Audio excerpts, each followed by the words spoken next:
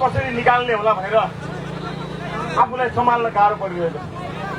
मैले आज यो 24 कोटीमा देखिएर आशीर्वाद लिएर मात्रै जाउँ, कुनै सभा नगरौँ भन्ने सोचेको थिएँ, किनकि यो 24 कोटीले हाम्रा लागि इतिहास बोकेको छ।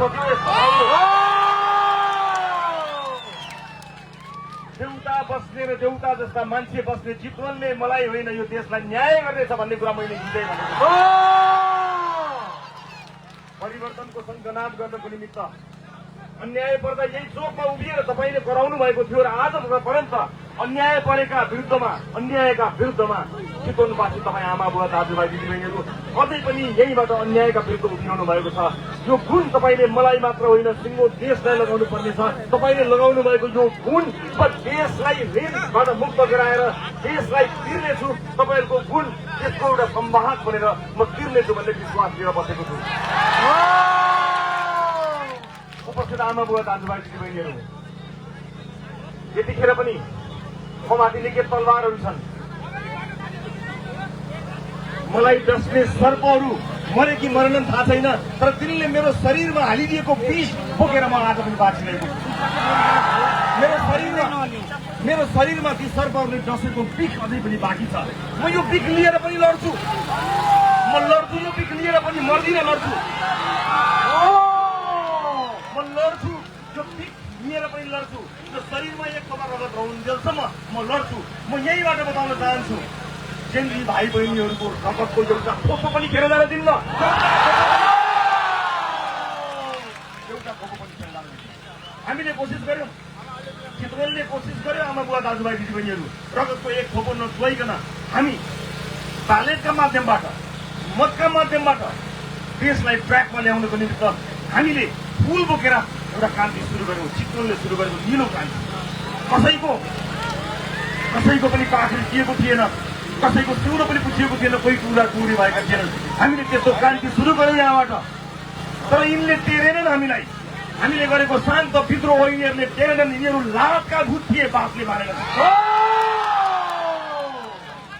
केही छैन। रासपा आज पनि निलो क्रान्तिमा विश्वास गर्छ, रासपा आज पनि निलो क्रान्तिमा विश्वास गर्छ।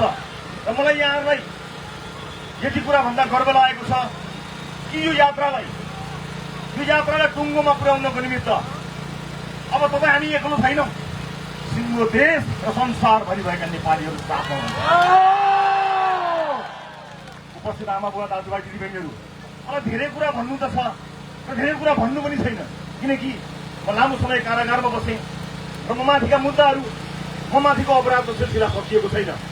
मलाई झुटा मुद्दा लगाउने सरकार अपदस्थ भएर हेलिकप्टरमा झुन्डिएर भागे पनि तिनले झुन्ड्याइदिएको मुद्दा मसँग छ। अपदस्थ सरकार हेलिकप्टरमा झुन्डिएर भागे पनि तिनले झुन्ड्याएको मुद्दा यो शरीरमा बोकेर बाँचेको छु, तर मलाई केही पनि फरक पर्दैन। मेरो व्यक्तिगत माग मुद्दा केही पनि छैन। मलाई मेरो व्यक्तिगत जीवनको लागि केही चाहिएको होइन। यो देशको परिवर्तनको लागि कसै न कसैले लड्नै पर्छ, हामी लड्छौँ, केही चिन्ता छैन। म आज यति मात्र भन्न चाहन्छु कि यो सरकारलाई जेनजीको मागमा र जेनजीले जेका लागि बलिदानी दिएको थियो त्यसमा अडिग भएर बसोस्। सरकार हामी साथ दिन्छौँ, अडिग भएर बसोस्। सुशासनका लागि जेनजी भाइ बहिनीहरूले आफ्नो यो भूमिमा आफ्नो रगत चढाएका छन्, कि आमाहरूले आफ्ना सन्तान चढाएका छन्। ख्याल गर्न पाइन्न, ख्याल गर्न पाइन्न। यहाँ रविलामी तानेको मुद्दा ठुलो कुरो होइन, देशको भविष्यको मुद्दाको ठुलो कुरा हो। आमा बुवा दाजुभाइ दिदीबहिनीहरू, तपाईँसँगको भेटघाटलाई मैले अर्को पटकको लागि अलिकति लामो भेटघाट सोचेको थिएँ, तर आज यति ठुलो उपस्थिति भइसकेपछि मनका केही कुराहरू भन्न मन लागेर म यहाँ उपस्थित भएको छु। र म फेरि पनि भन्छु यहाँहरूलाई, एउटा मान्छेले परिवर्तन गर्न सक्छ कि सक्दैन भनेर हिजोका दिनमा पनि हामीलाई उडाइएको थियो। त्यसले जित्यो भने यसो गरौँला भनेर बाजी थाप्ने मान्छेहरू छन्। अहिले पनि यो हुँदैन अरे, म अहिले आउँदै पत्रकार साथीहरूले सोध्नुभयो, यो जिते पनि के सांसद हुन पाउँदैन अरे, मन्त्री हुन पाउँदैन अरे। मान्छे हुन पाउँछु, म मान्छे हुन पाउँछु। तिमीहरूले मलाई मान्छे मात्र हुन दिन्छौ? मान्छे मात्र रहेछु भने पनि भ्रष्टाचारीको महल ढाल्न पर्याप्त छ। मान्छे मात्र रहेछु भने पनि भ्रष्टाचारीको महललाई खरानी बनाउन पर्याप्त छ। रविलामी खाले बग्न दिन्छौ नानी? अनागरिक बनायौ, जबरजस्ती झुटा मुद्दा हालेर संसदबाट बाहिर निकाल्यौ, जनताको मनबाट बाहिर निकाल्न सक्यौ?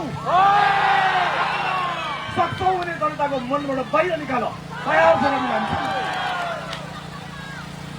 आजको भेटमा मैले छोटो बनाउनु पर्नेछ, किनकि यो बेला संवेदनशील बेला हो, यो बेला ध्यान दिनुपर्ने बेला हो। मुलुक एउटा अत्यन्त जटिल परिस्थितिमा उभिएको छ। यो जटिल परिस्थितिमा यिनीहरूले मलाई जुन प्रतिशोध छाने नि, रुकाउनुहोस्। प्रतिशोधपूर्ण राजनीति मबाट हुने छैन, राजनीति गर्ने छैन। म लोकतन्त्रमा विश्वास गर्छु, प्रतिशोधमा विश्वास गर्दिनँ। मलाई लोकतन्त्रले थुनेको होइनन्, यी अपराधीहरू षड्यन्त्रकारीहरूले थुनेका हुन्। यिनीहरू लोकतन्त्र होइनन्। यो देशमा लोकतन्त्र जिउँदो छ, त्यसको प्रमाण, जिउँदो प्रमाण तपाईँ चितवनवासी दाजुभाइ दिदीबहिनीहरू आज उभिनु भएको छ। उपस्थित आमा बुवा दाजुभाइ दिदीबहिनीहरू, हामीले अत्यन्त सम्मिलित हुनुपर्नेछ।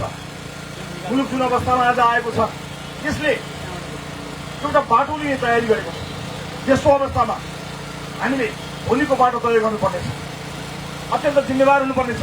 नागरिकको माया र विश्वास पाएपछि त्यसका बलमा नागरिकलाई हेप्ने पेल्ने काम हामीबाट हुँदैन। हामी जिम्मेवार भएर काम गर्नेछौँ। यस देशका साना साना बालबालिकालाई यहाँ देखेको छु, मैले बाआमाहरूलाई देखेको छु। अहिले साना भएका बालबालिका मात्र होइन, अब यो देशमा अहिले नजन्मिएका र भोलि जन्मने भविष्य, तिनको भविष्यलाई पनि ध्यानमा राखेर हामीले जिम्मेवार भएर काम गर्नुपर्छ। तिनको भविष्य पनि हाम्रो हातमा छ। त्यसैले संयमित भएर अगाडि बढ्न चाहन्छु। आवेग र उत्तेजनामा छैन पनि, तर जुन घाउ यिनीहरूले देखेका छन्, मलाई यति लामो समय अड्डा सार गर्दै उतापछि उता घुमाउँदै जुन दुःख दिएका छन्, त्यो घाउ चोराएर कहिलेकाहीँ म अलिकति चिच्याउला कराउला, तर पिर नगर्नुहोस्। म संयमित छु। हिजोको रवि लामी छाने रहेन, यो आजको रवि लामी छाने हो। किनकि देशको भूमिका लागि तयार भएको मान्छे हो म। हिजोको रवि लामी छाने अब रहेन, मलाई रहन दिएन नि यिनीहरूले। सामान्य परिवर्तन गर्न हिँडेको थिएँ। झुटा मुद्दाको चाङमाथि मलाई यिनीहरूले उभ्याए, ठिक छ। त्यही झुटा मुद्दाको चाङमाथि उभिएर व्यक्ति मात्र भएर पनि भ्रष्टाचारीको महल ढल्छ। यो कुरामा आज उपस्थित आमा बुवा दाजुभाइ दिदीबहिनीहरू, 23 गतेको नरसंहार नआएको भए 24 गते आउने थिएन। आज 24 गतेलाई मात्र ब्लेम गर्ने, 24 गतेलाई मात्र आरोप लगाउने काम भएको छ। खबरदार, पाइँदैन। अघिल्लो दिन कलिला बालबालिकाहरूको छाती र टाउकोमा ताकी गरी नआनेको भए 24 गते देश सुरु आउने थिएन। होलान् केही घुसपैठियाहरूले केही आक्रमण गरे होलान्, घुसे होलान् केही मान्छेहरू, तर देशको घरबाट 24 गते केटाकेटीलाई मार्नेका विरुद्ध मान्छे ज्वाला लिएर निस्केका हुन्। 24 गते जनआन्दोलन भएको। त्यसैले म सरकारलाई यहीँबाट स्पष्ट गर्न चाहन्छु, निर्वाचनको विकल्प छैन। निर्वाचनमा देश जानुपर्छ। निर्वाचन अगाडि जेनजीको रगतले र जेनजीको जानेको शरीर सरकारसँग जेनजीको माग पूरा गर्ने हकमा र निर्वाचन सम्पन्न गर्ने हकमा शक्तिशाली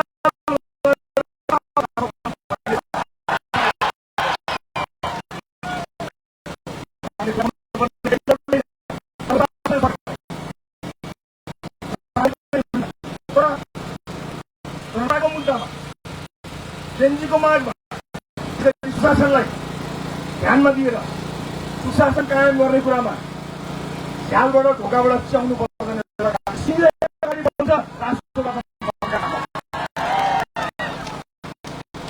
उपस्थित आमा बुवा दाजुभाइ दिदीबहिनीहरू, आज म यहाँ बोलिरहेको छु।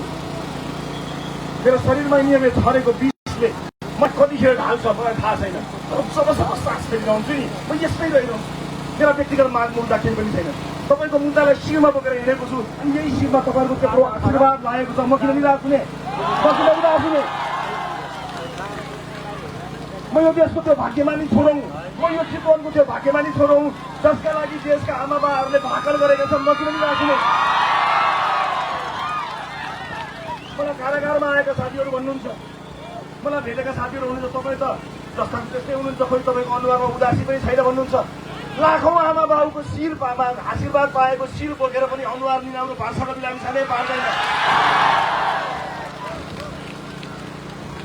हेलिकप्टर चढेर भागेकाहरूसँग भाग्छ र बिरामी छाने सामना गर्छ। लगाऊ अरू मुद्दा लगाउँछु। मलाई केही पनि भन्नु छैन योभन्दा बढी। उपस्थित आमा बुवा दाजुभाइ दिदीबहिनीहरू, निर्वाचन आउँदैछ। निर्वाचनमा हामीले विवेक प्रयोग गर्नुपर्नेछ। मैले अघिल्लो पटकै भनेको थिएँ, यो भोट बाँडेर दिने काम तपाईँहरू नगर्नु होला। एक भोट यसलाई दिउँ, एक भोट उनलाई दिउँ भनेर नगर्नु होला। आज म यहीबाट उद्घोष गर्न चाहन्छु कि मलाई जिरो पार्नुहोस् कि यिनलाई जिरो पार्नुहोस्, कि हामीलाई जिरो बनाइदिनुहोस्। होइन भने एकपटक यिनीहरूलाई जिरो पारेर हेरौँ। यिनलाई जिरो पारेपछि बल्ल देश नेपाल हिरो।